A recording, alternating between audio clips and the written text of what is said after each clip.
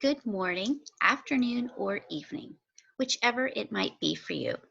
My name is Teresa Rogers, and I am your president of the Duval County Council of PTAs and PTSAs. This is my second year serving as your president, and like many of you, I am a mixture of emotions as we enter into this next school year. I have two children, one who will be going into her second year at the University of Florida and a rising 11th grader at Stanton. I graduated from the University of Florida with a degree in telecommunication production from the College of Journalism and worked in nonprofit. Last year during the trainings, I shared my PTA journey with you and how I volunteered for everything for years at my children's school, and no one ever asked me to be a part of the PTA board until I almost accidentally became a part of it. I realized I should probably share something new with you this year, and after a lot of thought, decided I simply wanted to make sure that you knew you are already doing great. By virtue of the fact that you accepted this responsibility, you are already heading down a path that will benefit our children. When someone tries to make you think you're not doing great or says, we used to always do it that way, breathe deep and smile. There will always be negative Nancys, but they are a tiny fraction. Keep working hard for our children. Most people will appreciate your actions, and it will drown out the pettiness of the few. You accepted this responsibility, and you will steer a ship that will help make improvements in the lives of our children, and you are already doing great. So let's get started. If you have any questions, please write them down during this training, and then you can submit them via the Google form that you'll find information on our very last slide. So you might be thinking, what did I get myself into? Before you even put one foot in front of the other, tell yourself, you've got this, because you do. Give yourself permission to make mistakes. Everyone who came before you made tons of them. They weren't perfect. You will not be perfect either. It is so much more important to learn from those mistakes.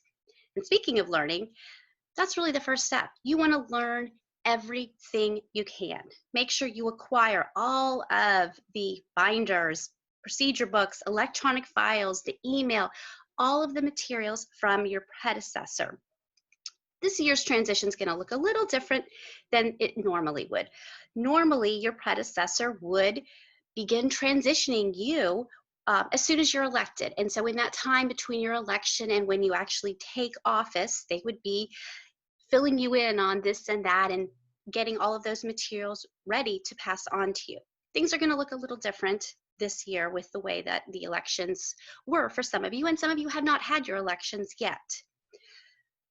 You want to make sure that you have not only acquired all of that information, but you want to start thinking about attending trainings, not just this president's training, but visit the PTA.org website.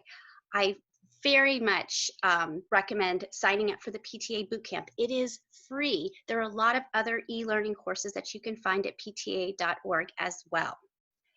You want to explore what's been done in the past, but you also do not ever want to be afraid to try new things and be open to hearing new ideas. Sometimes the same thing gets done over and over again, and nobody stops to ask, hey, does anybody even really like this program anymore? Maybe we might need to think about doing something different. You're going to want to start to meet with your executive committee chairs if they're already in place, and consider a survey of your membership. That is something I highly recommend anytime you can. Ask your membership, survey your membership. You want to find out, what do they want?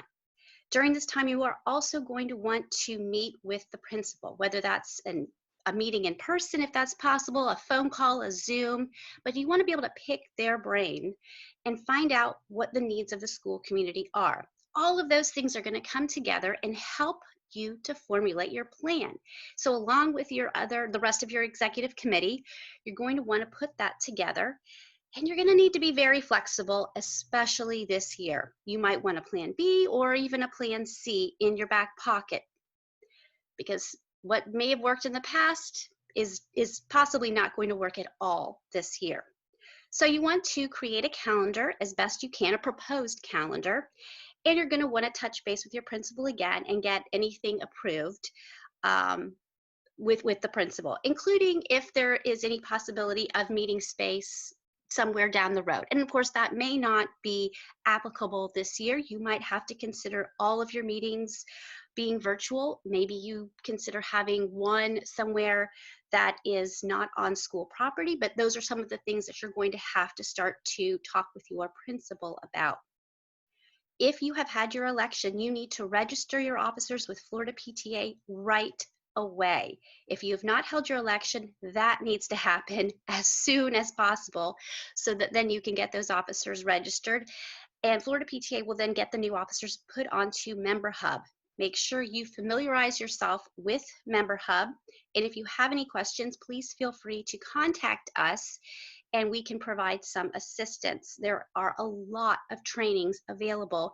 Links for those have been sent out to presidents in the from 2019-20, and I can always send that to you as well if it hasn't been passed on to you. You want to get to know your bylaws and your standing rules. Do not be intimidated by your bylaws. Every PTA has bylaws, and we're going to get more into that later on. If for some reason you cannot find your local unit's bylaws, contact local units at dccpta.org. That's LOCALUNITS at dccpta.org. Remember that we are here to help and to support you, and you can reach out to us anytime if you have questions. So, your board. You're a team and you want to function as a winning team. Board members must belong to your PTA. Your board is made up of the elected officers who are your executive committee, and your board may also have standing committee chairs and special committee chairs. You want every board member to create procedures, whether it's a procedure book, or just digital procedures. If they create a binder, a procedure book of that kind, you really also want them to put some type of digital procedures together, because it's nice to get a binder with hard copies, but the digital files are so much more useful and can be obviously adapted for future use. They are required to pass those things on. It's always important to remember that these things are not personal possessions. They belong to the PTA and should always be passed on. And that includes email addresses. Things that you want to include in the procedure book, your own contact information so that the next person who has the position can reach back and ask you questions. A timeline or calendar for the position, a directory of board members, bylaws, standing rules, budget, other financial information, maybe reimbursement request, and anything else that's relevant to the position, including, of course, any contact information. So remember that boards are made up of all different types of people, and you want them to be. Many different personalities all bring something to the table that help to make your soup a lot more interesting than it would be otherwise. So, conflict resolution. This is always a very big topic. And let's face it, sometimes you will have people who are difficult to deal with. Sometimes you will have people who are unkind. Maybe they're aggressive toward other people on the board. You want to, as the leader, communicate clearly expectations for behavior of board members. You want to be a solution seeker, but you have to be really careful that, first of all, you don't ever feel pressure to come up with a solution or an answer immediately, and sometimes outside assistance is necessary. Lastly, remember, it is the responsibility of the entire board to help to sustain and increase a diverse membership. So what is PTA? Hopefully by now, most of you know that PTA is the oldest and largest nonprofit, all-volunteer child advocacy organization working for all children and youth. And of course, the mission of PTA is to make every child's potential a reality. This year is the 50th anniversary of the integration of the National Congress of Parents and Teachers and the National Congress of Colored Parents and Teachers, which make up today's National PTA. Right now in the state of Florida, we have a little more than 1,400 local units. So what is advocacy? Advocacy is something that I used to find a little bit intimidating, and I think a lot of people feel that way. It can be a little easier if you think about it broken down into its basic parts. Anyone who speaks for another is an advocate, and PTA members are advocates for children and youth and speak on a wide variety of child-related issues.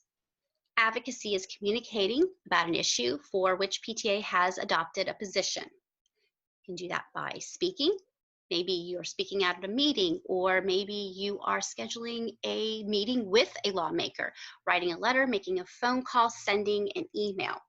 The purpose is to inform or educate or persuade that decision maker, who is the person that has the power to address the issue or solve the problem. It's something that's really important that we share with our membership, that anyone can be an advocate, and whether it's having a meeting in person or just sending an email, that matters. It all adds up and it all does matter. Programs and fundraising. So obviously we are a child advocacy association and not a fundraising organization, but having said that, most PTAs do fundraise. In planning programs and fundraisers for the year, you always want to use the 3-to-1 rule. For every one fundraiser, you must provide 3 programs. When you're thinking about your programs for the year, ask yourselves, are you meeting a need? Definitely consider surveying the membership to see what they want. And then you need to figure out, does it have a budget? And then obviously that's something that needs to be put into your budget, that needs to be approved by your membership. You always want to see, though, if it's something that you can get it donated, or the materials, or maybe food at a program, or the hospitality at a meeting. And also, don't forget to ask your business partners. A lot of times that's something that they can do for you as well. So what do you need for a meeting? Well, first off, you need an agenda. The thing about an agenda, for you as the facilitator of the meeting, it's going to keep you focused on the business and help you to run an efficient meeting. And this is really important because one of the biggest turnoffs for people is being at a meeting that is long and meandering, and they feel like you are not being respectful of their time. So types of agendas, if you're at a board meeting, you're going to have a board, an agenda for a board meeting. Those board meetings are held monthly. They are closed. They are only for your board members. Or you'll have an agenda for a general meeting. You're going to have a minimum of 3 general meetings a year. Those are open to the public, but only members can vote and speak. The reason that I say you will only have, or that you will have a minimum, rather, of 3 a year is because there are 3 very important pieces of business that you must accomplish during the year, and that will require a general membership vote. The first is that you will have to have your budget approved, usually right away in the beginning of the year, maybe August or even September. The second is that you will need to have your nominating committee elected, and that's usually going to happen in January or February. And the third is that your officers will need to be elected, and that's usually in April or May. You're going to want to check your bylaws for specifics. You're going to have your minutes. And again, if it's a general meeting, you're going to have general minutes. If it's a board meeting, those are going to be your executive minutes. There's going to be a treasurer's report at every meeting. It needs to be given at every single meeting. Sign-in sheet. You want to know who is there and ensure that you have a quorum. And that's going to go in the secretary's binder following the meeting. And other handouts with any type of relevant or timely information, or maybe membership forms, anything else that you might think would be good to have there for your board or your members. So how to run a meeting. The first thing to remember is that it is okay. You gotta just relax, smile. You wanna make sure, again, that you are respectful of people's time. You wanna call the meeting to order when you say you're gonna call the meeting to order. You wanna follow that agenda, but it is also important to know when you need to be flexible. As the chair, you are the one who will recognize members to speak. You will also be the one to recognize administrators or special visitors. You want your board members and officers to prepare their reports in advance of the meeting, send them to you and the recording secretary so that the recording secretary has those for the minutes. That's a very, very helpful thing for them to do, and make sure that you as the president also know what all of your chairs and officers are going to be reporting on. It is not a bad idea to use a gavel. Minutes should be posted or distributed or read. If they are not posted or distributed ahead of time, they would need to be read by the recording secretary. So I highly recommend posting or distributing them ahead of time if possible. The president would then ask if there are any corrections, and if there are none, then the minutes would be approved as read. If there are corrections, then they would be approved as corrected. No motion is needed to approve the minutes, and then they will be filed in the secretary's binder, and they are to be kept forever. No motion is needed for the adoption of the treasurer's report. You're then going to have your officers' reports, and then maybe your standing committee reports, special committee reports, unfinished business. That's if anything is pending from the previous meeting. And then if there is any new business, as the president, as the facilitator of the meeting, you will ask, is there any new business? And then you'll have any celebrations or announcements. And last, you will adjourn. It's very helpful to have at least a basic understanding of parliamentary procedure. And again, I can't say this enough, how important it is to be efficient and respect people's time. If it's a general meeting, you really want to consider having some type of a relevant program to follow your meeting, and that's a great way to get people to attend. So voting. Times that you are going to need to have a vote. Anytime you have any bylaws, changes, or amendments. And there's going to need to be a 30-day notice of a general meeting where that's going to happen, and those can only happen with a 2/3 vote. Budgets and budget amendments, action items, elections. Remember that you do need to have a quorum to vote, and we're going to talk a little bit more about ensuring that you have that quorum when you are holding an electronic meeting a little bit later.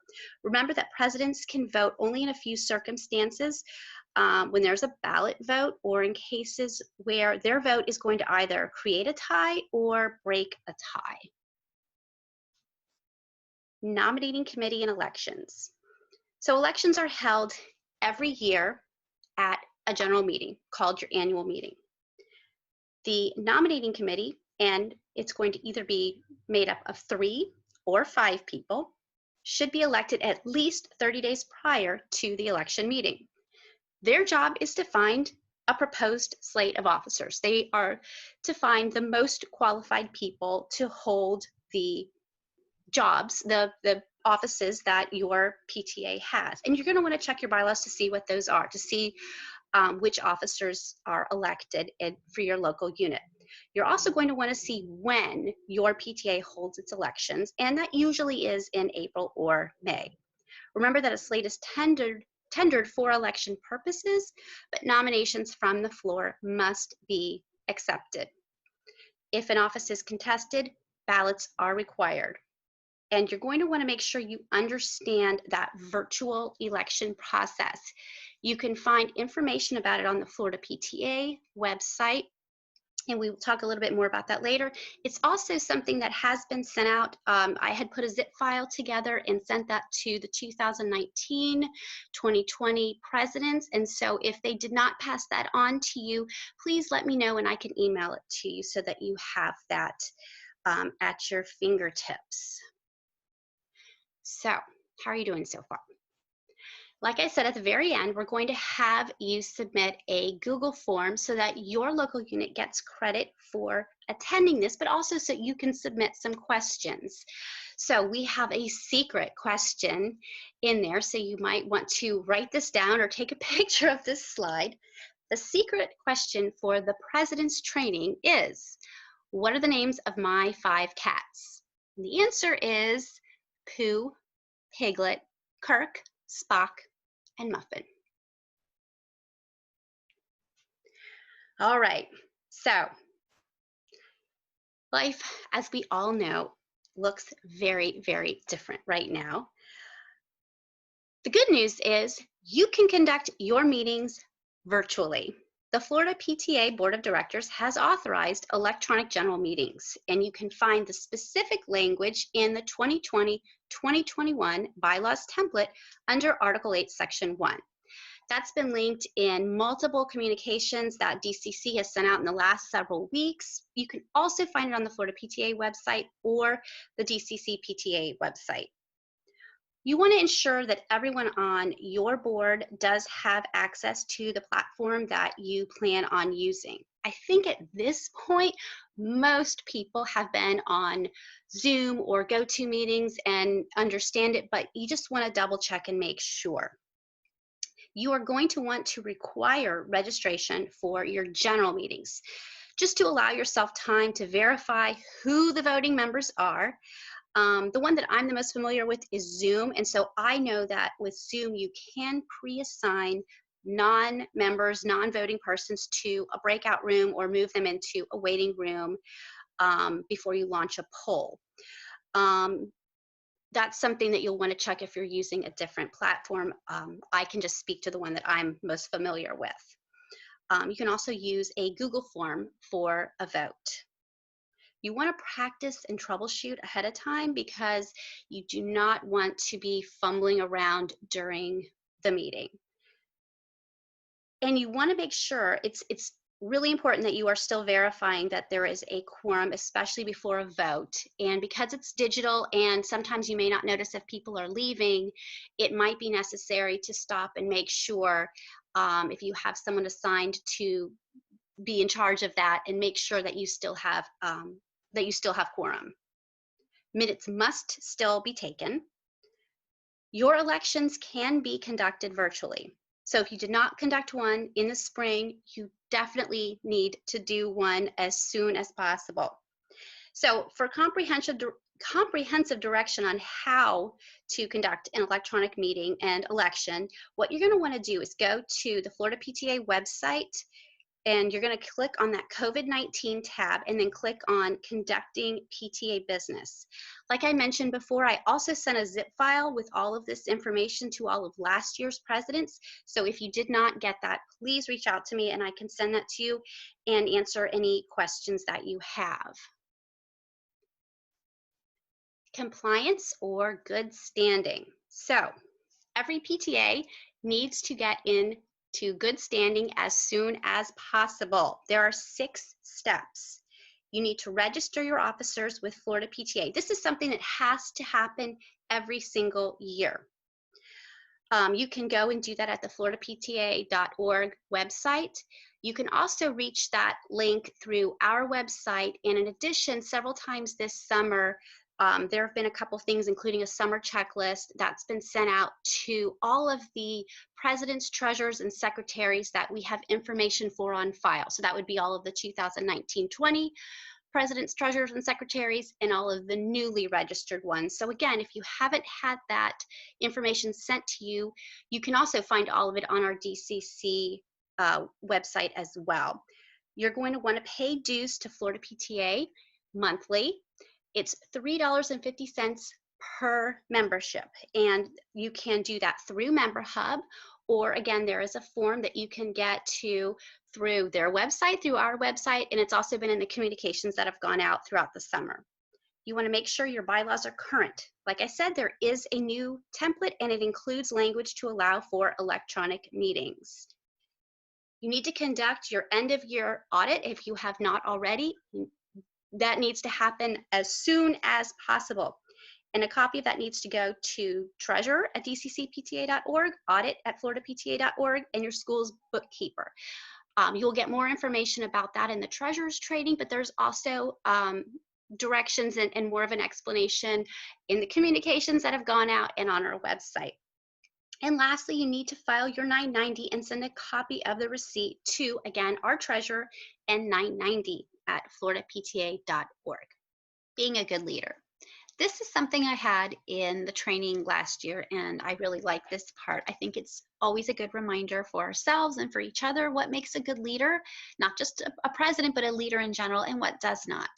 A few things that are standouts to me: someone who knows how to work collaboratively with others, someone who is flexible, and now more than ever, leaders need to be flexible because it is not going to look the same as it did last year or the year before or the year before that. This is a whole new world that we are in. Someone that's positive, someone who is prepared, someone who gives credit where credit is due. I think that is so important, and we probably all at some point experienced that feeling you get when someone fails to give you credit for something, or even worse, takes credit for something that you have done. Obviously, on the other side, what a leader is not. And one of the number one things over here that I want to point out: you are not the boss or a dictator. And though you are the leader, you're the leader of a team, you never want to put yourself in a place that makes it look like you're up here looking down on everybody else. You're part of the team too. Working with the principal.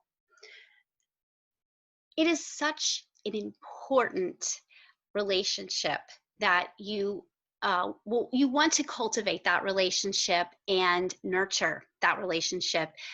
Having a supportive principal and administration is crucial to helping you do the work of the PTA and building the membership. If you have support from your principal and administration, you have a much better chance of having 100% faculty joining your PTA, things like that. It's a really, really important relationship. You do want to remember it's their school, and they have protocols and rules that they have to follow as well. And as guests in the school, we need to be respectful. Obviously, right now, there are not volunteers on campus, but at some point, volunteers will be back on campus. Who knows when that will be, but it's important to remember that we have to be respectful. So we are on the same team. We are fighting and working for the same things. We need to be we need to find ways to work together to do that. You want to help educate your principal about PTA. They are a member of your board, but they do need to join your PTA. And just like any other board member, they only get one vote. Remember, principals cannot appoint members to the PTA board, and they cannot direct the budget or spending of the PTA. You want to have a good relationship with your principal because the principal can be a really strong PTA advocate. On to bylaws and standing rules. This is also something that I think sometimes people get very intimidated by, and I will tell you a secret, it's not that complicated. It's really not. So, bylaws. They must be updated every 3 years from that approval date, but they should be reviewed every year. You want to check and see, is this still working for us? Maybe we've always had 3 VPs, but we can never fill those positions. So maybe it's time to revisit that. So you always want to review them. Revised bylaws or amendments become effective upon receipt of that approved stamped copy from the state office. Remember that no matter what, bylaws cannot be suspended. They can, however, be, amended. You can make changes to your bylaws. That would require a 2/3 vote at a general meeting, and you need to give 30 days notice of that meeting. So bylaws define the rules under which your PTA functions, and they are the ruling document. You want to make sure that every board member has a copy, and email them a copy more than once, because sometimes people do not open emails, and I know that I've had people say, oh, I didn't get a copy of the bylaws. You're like, well, you probably never opened that email. Email it a few times and save yourself the trouble. You want to make sure that you do not ever make your bylaws so clunky and cumbersome that it does prevent you from being in compliance with your own bylaws or from operating. And you do want to make sure that you know and understand your bylaws. You want to start out this year having read through them and have at least a basic understanding of them, and then always have them at the ready. And that way, if you need to look something up, you know, you've got them. And before long, you will find that you know them pretty darn well. Standing rules are a lot more flexible as far as making changes. You want to review them every single year, and you can make changes as long as you as a board vote to approve that anytime. They're going to look very, very different based on the needs of your PTA. Obviously, they can never conflict with your bylaws, and they're going to kind of contain some of that more, you know, day-to-day operating of your PTA, including things like per diem costs if someone is having to, you know, travel to attend a training or something like that. The thing about bylaws and standing rules, they're a guide. They're there to help you to run your PTA the way that you're supposed to. So, you know, look at them as your friend. And if you need any help, you can reach out to DCCPTA or Florida PTA for assistance. So, your Duval County Council of PTAs and PTSAs. So, what do? Well, we charter or recharter, reorganize. Basically, we restart or start new PTAs and PTSAs. We provide support and training to local units, including workshops. We facilitate the countywide Reflections Art Program. We do have monthly meetings, and each local unit does have 2 voting delegates. You are welcome, of course, to send as many people from your local unit to our meetings, or they can attend virtually, but only 2 will be voting delegates. We have a student leadership academy for high school students. We have lunch and learns and micro training and munchies. We offer scholarships for graduating seniors, participate in community outreach projects. And at the end of the year, we usually have a presidents and principals luncheon and award ceremony. We also do offer scholarships for local units to attend the Florida PTA Legislative Conference and the Leadership Convention that happens over the summer. When you are speaking on behalf of PTA, please remember you must represent PTA, and your personal opinions or beliefs should always be set aside. And I hope it goes without saying, never use PTA or your position for personal gain or attention. I also want to talk about our communications, because you receive communications from Florida PTA, National PTA, and you receive communication from DCCPTA in multiple ways.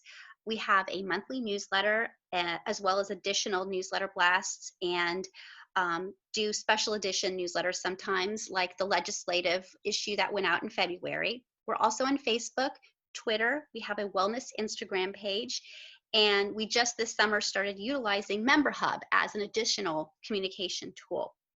I also just this last year started doing president's communications, which recently we expanded to include secretaries and treasurers.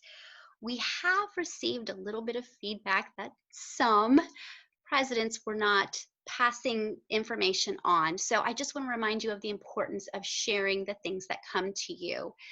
We only have the contact information for officers registered with Florida PTA, and all of those people do receive our communications through Member Hub and, of course, our newsletter. And any other person is welcome, of course, to always sign up for our newsletter. But as the president, we ask you to please make sure you are passing this information on to your board and to your membership. Lastly, make sure that you take time for yourself. Set parameters, whatever those are for you. Ask for help. Remind yourself and other people, if you need to, why we do this and that it's important. This matters. I'm so glad that you took the time to watch this. Please remember to reach out if you ever need anything or have any questions or want some of the materials that I talked about during the training. So we are going to send this link out in several different ways so that hopefully everybody will have no issues filling out this Google form if you completed this training. I'm also going to read this out to you.